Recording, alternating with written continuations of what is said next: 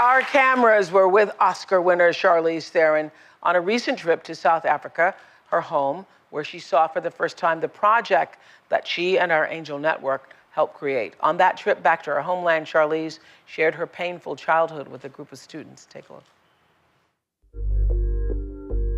Now you know condom is only good for one use, right? Yeah. I'm all about saving, but condoms you don't save. We don't save condoms. But that's good now that you have that knowledge. Do you think you'll tell other people about it? No, yes? absolutely. Yeah. I have to, and I must. You feel angry sometimes?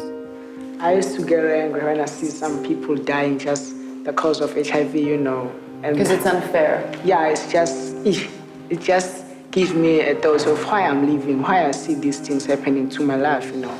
I was living with my mother and she was very ill. She didn't have money to go to the clinic or hospital. The time she went to the hospital, it was too late. She died.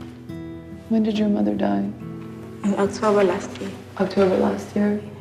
I'm so sorry. Thank you. So you think that this could be helpful to have these kind of clinics around? Yes, because this will actually save the lives of many people. Yeah.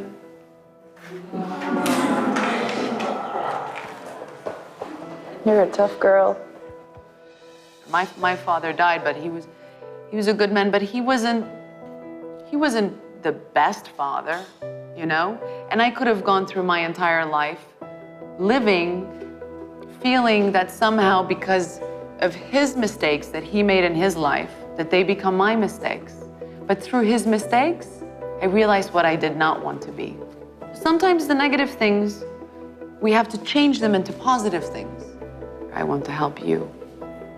I don't want you to think because of where you come from and because you're from a rural community and a small town that you can't have what other kids have or other people have. I don't want you to ever think that. And I'm sitting here and I'm telling you that because that's what happened to me. You know, most of us are afraid to dream just because we are afraid that our dreams won't come true.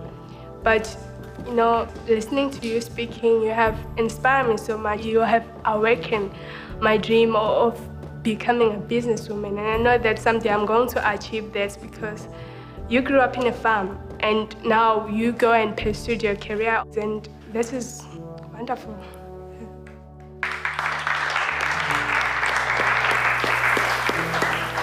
You are such a sweetheart. Wow, it's okay. I love that moment. That's a great moment. So how difficult was it to talk to the boys about condoms? Was that, you know, first of all, you know, when we say nobody talks about it, I mean, nobody talks about it. Yeah, I don't think people really understand that. I mean, it's really taboo. You know, you just don't talk about sex. You don't talk about rape. You don't talk about HIV. Like when I asked that young child, you know, whether his parents died of HIV, they won't even say that. I mean, they'll call it TB or something. Mm-hmm. So you just don't. So the idea of, you know, taking a condom out and putting it over, like, you know, a cucumber. Yeah, or whatever, you know. It was amazing for me to watch because when I was growing up, you just, you know, we didn't have sex education. You just didn't talk about that stuff. And the little boys, there were little boys who actually believed that you could wash a condom and reuse it. Mm-hmm. And it shocked me. That's why you said it. Yeah, that's why I said it, because I couldn't believe that. You know, I was like, you can't do that. What did that feel like for you, being there?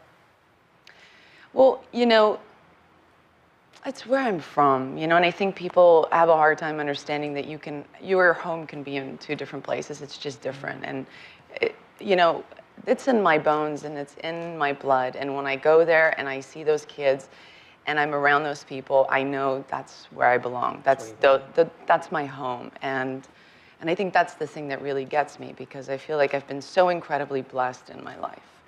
And, you know, my life could have turned out very differently, and I could have been there with them, actually living the struggle, physically living the struggle. I mean, you know, those kids have a 50% chance of contracting HIV and AIDS and dying from it.